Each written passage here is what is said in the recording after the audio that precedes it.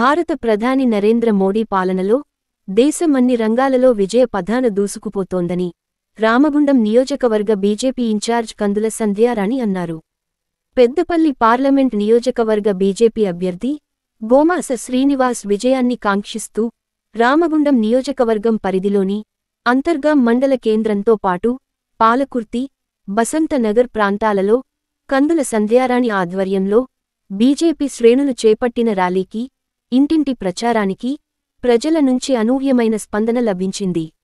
ఈ సందర్భంగా ఆమె మాట్లాడుతూ మోడీ పాలనలో జరిగిన అభివృద్ధిని ప్రజలకు వివరిస్తూ మే 13న జరగబోయే పార్లమెంటు ఎన్నికల్లో కమలం పువ్వు గుర్తుకు ఓటేసి గోమాస శ్రీనివాస్ను ఎంపీగా అఖండ మెజారిటీతో గెలిపించాలని రామగుండం నియోజకవర్గ బీజేపీ ఇన్ఛార్జ్ కందుల సంధ్యారాణి ఓటర్లను అభ్యర్థించారు. కార్మికులకు, కర్షకులకు, యువతకు, మహిళలకు పెద్దపీట వేస్తూ ప్రధాని మోడీ అందించిన సంక్షేమ పథకాలు అన్ని వర్గాల అభ్యున్నతికి దోహదపడ్డాయని సంధ్యారాణి వివరించారు. దేశం సుభిక్షంగా ఉండాలంటే మోడీ ప్రధానిగా కొనసాగాలన్నారు. పార్లమెంట్ ఎన్నికల్లో బీజేపీ అభ్యర్థులను అఖండ మెజారిటీతో గెలిపించడం ద్వారా దేశాభివృద్ధికి మన వంతు పాత్ర పోషించే అవకాశాన్ని సద్వినియోగం చేసుకోవాలన్నారు.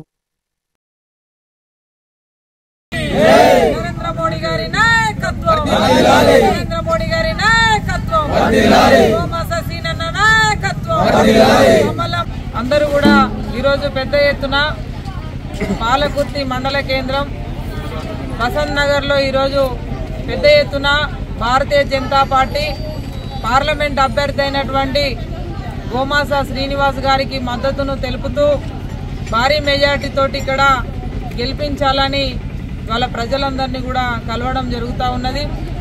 ఈ సందర్భంగా ప్రజలందరినీ కూడా మేము కోరుతా ఉన్నాము, ప్రజలారా ఒకసారి ఆలోచన చేయాల్సినటువంటి అవసరం ఉంది.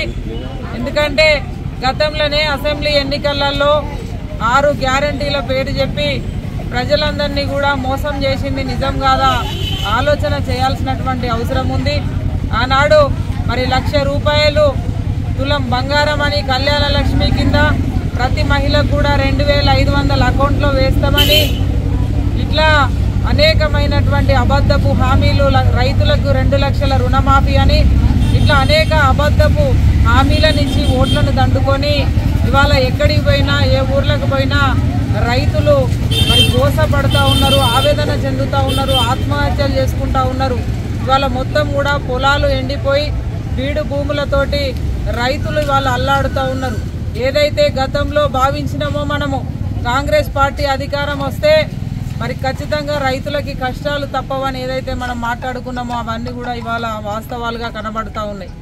కానీ ఇవాళ నరేంద్ర మోడీ గారి ప్రభుత్వం, బీజేపీ ప్రభుత్వం గతంలో 10 ఏళ్లలో అనేక నూతన సంస్కరణలకి శ్రీకారం చుట్టింది నిజం కాదా మీరంతా కూడా ఆలోచన చేయాల్సినటువంటి అవసరం ఉంది. ప్రపంచ దేశాలు గర్వపడేటట్టుగా మోదీ గారి పాలన ఉన్నది.